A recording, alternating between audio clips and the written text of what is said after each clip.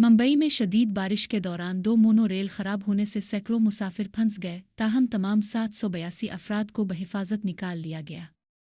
पहली mono rail Mysore colony और भक्ति पार्क के दरमियान 582 मुसाफिरों के साथ बिजली की खराबी के बाइस रुक गई, जबकि दूसरी मोनो रेल 200 मुसाफिरों के साथ आचार्य इथरी और वाडाला स्टेशन के दरमियान बंद हो गई। बताया गया है कि ज़रूरत से ज़्यादा हुजूम के बाइस ट्रेन का वज़न 109 मीट्रिक टन तक पहुंच गया, जो डिज़ाइन की गुंजाइश 104 टन से ज़्यादा था। इसी वजह से बिजली की फराहमी मुतासिर हुई और रेल रुक गई।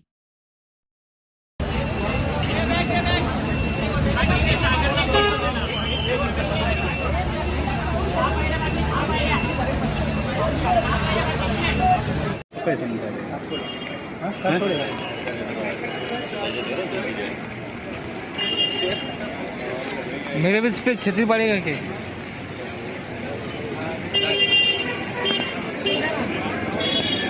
ऐसा करना है सर का नहीं।